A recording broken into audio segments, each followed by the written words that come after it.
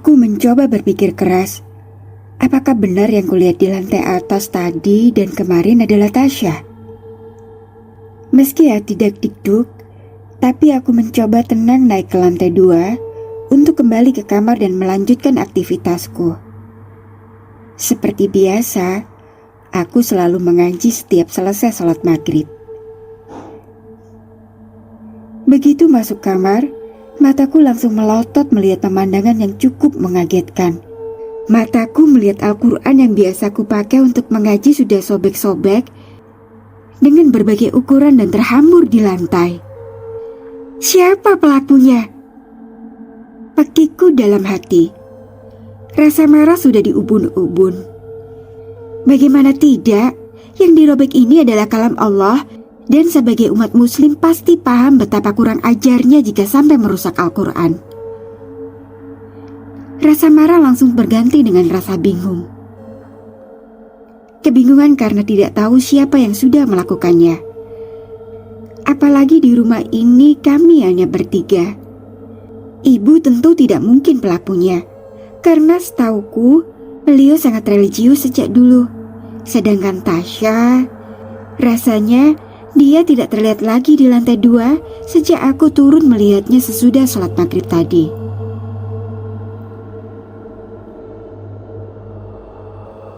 Bu, tadi ada yang merobek-robek Al-Quranku. Tapi aku tidak tahu siapa pelakunya. Ujarku memberanikan diri. Ibu yang sedang menonton televisi sambil melipat baju di ruang tengah sejenak menghentikan aktivitasnya. Dia terdiam, kemudian lanjut melipat baju dengan cepat. Ya, nanti ibu belikan Al-Quran baru untukmu.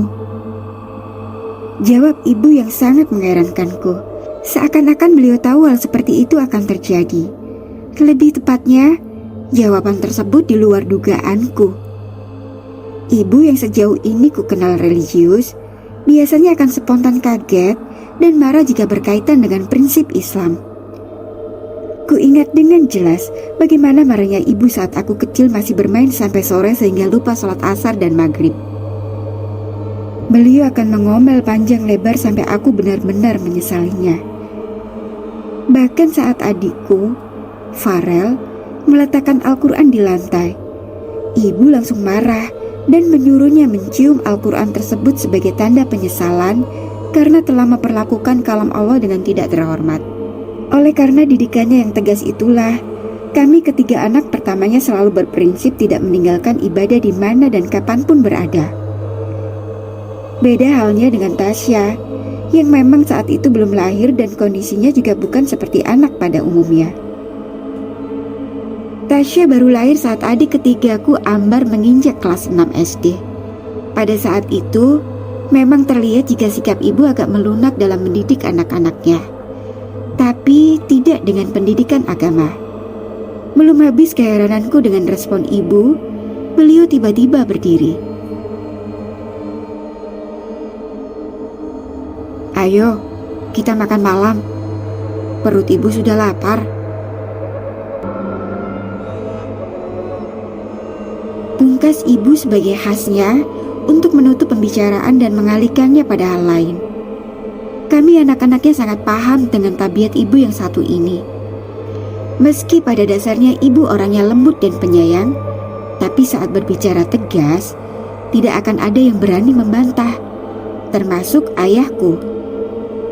Bahkan saat beliau tidak ingin memperpanjang masalah seperti saat ini. Malam ini hawa di dalam rumah terasa dingin, meski di luar sedang tidak hujan. Padahal sebagai salah satu kota industri, Surabaya justru terkenal dengan hawa panasnya. Tapi tidak dengan malam ini. Aku menonton TV sendirian di ruang tengah. Hanya saja aku tidak duduk di sofa, melainkan duduk di anak tangga rumah paling bawah yang memang menghadap ke arah ruang tengah dan TV. Itu adalah tempat duduk favoritku sejak kecil, karena letaknya strategis jika ingin menonton televisi sambil makan kudapan. Ibu selalu menyiapkan banyak kudapan di atas meja samping tangga untuk menemani aktivitas kami menonton televisi.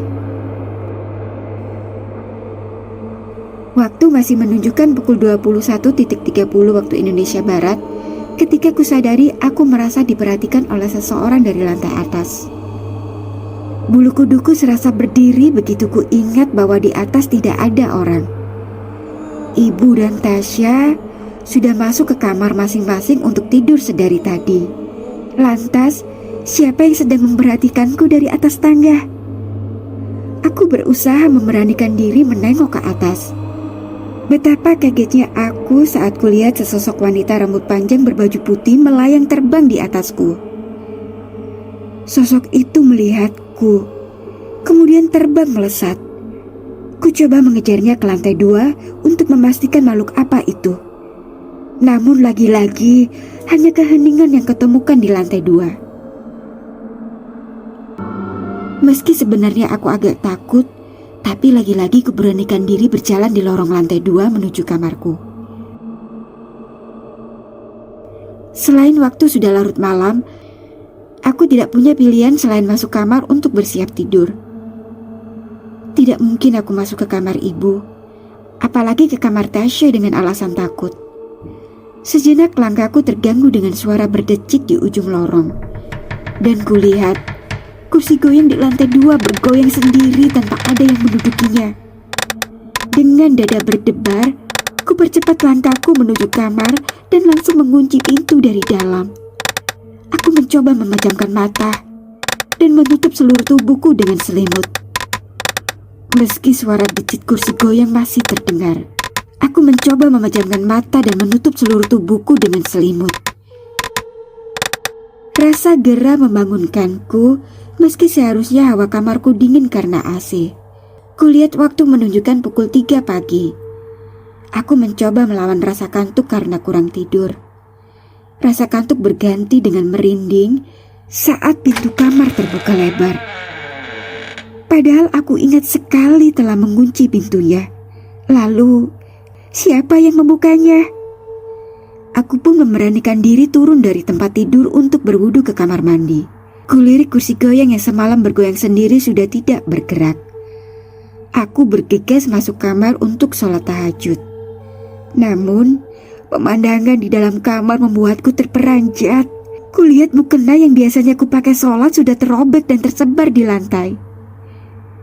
Kulihat Tasya duduk di atas kasur, menguntik sisa-sisa kain mukenaku sambil bersenandung lirih. Tasya, kenapa kamu lakukan ini? Bekikuk tanpa basa-basi. Namun, ia hanya meneringai aneh. Senyum yang tidak pernah aku lihat dari wajah adik bungsuku sebelumnya. Di mataku, dia bukanlah Tasya. Karena sejurus kemudian dia melayang dan terbang melesat turun ke lantai 1. Kamu pasti bukan Tasya. Teriakku sambil berlari mengejarnya dan berakhir di depan kamar Tasya. Kulihat ibu sudah berdiri dengan wajah marah di depan pintu kamar Tasya. Ada apa ini? Kenapa kamu berteriak-teriak di tengah malam begini? Bentak ibu. Aku baru saja melihat Tasya, Bu.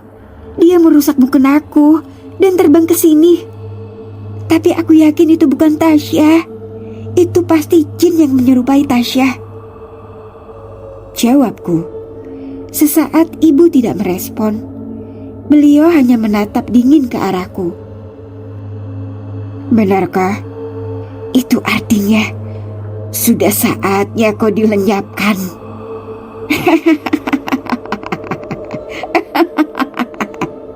Ucap ibu yang benar-benar membuatku merinding kali ini. Ibu mendekat ke arahku dan mengulurkan kedua tangannya, berusaha mencekik leherku. Aku berusaha melepaskan tangan ibu, tapi tenagaku seperti tidak bisa menandinginya. Di belakang ibu, kulihat sosok Tasya melayang sambil menyeringai, seakan senang melihatku menuju kematian. Semakin aku meronta, semakin sulit bernafas. Beberapa menit kemudian, aku merasa ini adalah akhir hidupku. Akhir hidup yang tragis dengan harus mati di tangan ibuku sendiri. Ibu yang sangat kusayangi. Pandanganku semakin kabur. Aku sempat mendengar suara keras dobrakan pintu dan kulihat Ayah. Sebelum akhirnya kesadaranku hilang. Naya, Naya, bangun nak. Samar-samar ku dengar suara seseorang di telingaku. Perlahan aku membuka mata dan kulihat diriku terbaring di atas kasur kamar Tasya. Dan ayahku duduk di samping dengan cemas. Alhamdulillah kau sudah sadar, Nay. Ucap ayah terlihat lega. Aku menyapu pandangan ke seluruh ruangan untuk mencari sosok ibu. Namun yang kulihat hanya seorang bapak parubaya dengan baju koko rapi dan tersenyum menyejukkan berdiri di belakang ayah. Mana ibu ya? Tanyaku. Ayah tidak langsung menjawab. Beliau menarik nafas, kemudian menoleh ke arah bapak di belakangnya, seakan meminta persetujuan. Bapak itu pun mengangguk, dan ayahku mengernyitkan dahi, seakan berpikir akan mulai bicara apa kepadaku. Ibu ada di kamarnya sedang istirahat, ditemani Bu Husni, tetangga kita. Jawab ayah. Sebenarnya, ayah berat mengatakan ini, karena ayah juga baru mengetahuinya beberapa hari lalu.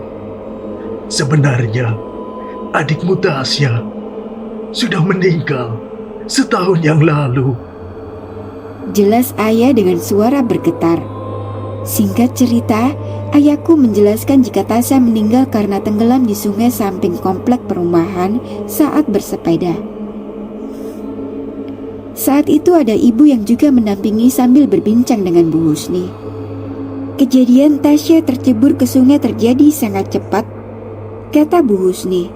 Sampai-sampai dia tidak ingat berapa lama yang dibutuhkan suaminya, Pak Husni, untuk langsung berenang menyelamatkan Tasya. Meski tubuh adik bungsuku berhasil diselamatkan, tapi nyawa Tasya tidak berhasil selamat, kata Bu Husni. Saat itu Bu Husni yakin jika Tasya sudah meninggal karena profesinya sebagai perawat di sebuah rumah sakit membuatnya bisa memastikan hal tersebut. Bahkan Bu Husni dan Pak Husni lah yang membantu membawa tubuh Tasya sampai ke rumah. Saat Bu Husni menawarkan untuk dibawa ke rumah sakit, ibu menolak dan meminta dengan tegas agar Bu Husni dan suaminya segera pulang. Malamnya, Bu Husni mencoba menelpon ibu untuk menanyakan kondisi Tasya. Ibu bilang bahwa Tasya baik-baik saja. Sejak saat itu, Bu Husni sudah jarang melihat ibu keluar rumah dan tidak pernah lagi bertemu dengannya. Saat mendengar kabar kepulanganku, Bu Husni sempat mencoba bersilaturahmi ke rumah untuk melihat kondisi Tasya dan menanyakan perihal tentangku. Namun, sikap ibu yang tiba-tiba tidak ramah seolah tidak mengizinkan siapapun memasuki rumahnya, membuat Bu Husni memilih untuk memutar badan. Saat akan membalikan badan untuk pulang, dia melihat sesuatu yang membuat bulu kuduknya berdiri. Di belakang ibu, dia melihat Tasya berdiri terbalik dengan kaki menempel di langit-langit ruang tamu. Detik itu juga Bu Husni meyakini jika Tasya yang dilihatnya bukanlah manusia. Akhirnya beliau pun menelpon ayah dan menceritakan kejadian Tasya tenggelam hingga saat dia melihat Tasya berdiri terbalik. Saat mendengar cerita itu, ayah tidak langsung pulang. Dia meminta Bu Husni dan Pak Husni untuk mengawasi gerak-gerik dan kondisi di rumah kami. Sementara ayah mendatangi guru spiritualnya, yaitu Ustadz Muklis yang merupakan sosok pria parubaya yang kulihat bersama ayah saat siuman di kamar Tasya. Dari Ustadz Muklis inilah ayah tahu jika ibu selama ini merasa bersalah dan tidak rela Tasya meninggal. Beliau berusaha menghidupkannya dengan perantara seorang dukun yang memberinya sebuah lembaran kertas bertuliskan huruf Arab gundul yang harus disembunyikan di bawah kasur Tasya Dan syaratnya, ibu harus meninggalkan semua ibadah yang bisa dilakukannya sebagai seorang muslim untuk melanggengkan keberadaan adik bungsuku. Oleh karena itulah, akhirnya Tasya seakan hidup kembali.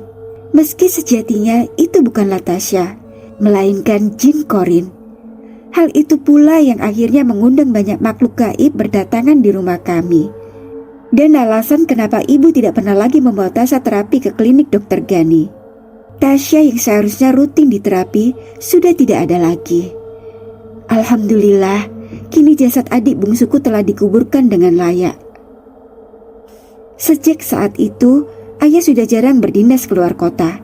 Beliau meminta izin khusus untuk sering di Surabaya demi menemani ibu yang kondisinya sekarang seperti orang linglung dan sesekali memanggil Tasya. Meski sempat ada permintaan dari kerabat agar ibu dirawat di rumah sakit jiwa, tapi karena rasa cinta kepada ibu, kami menolak dan bertekad merawat ibu hingga sembuh seperti sedia kala.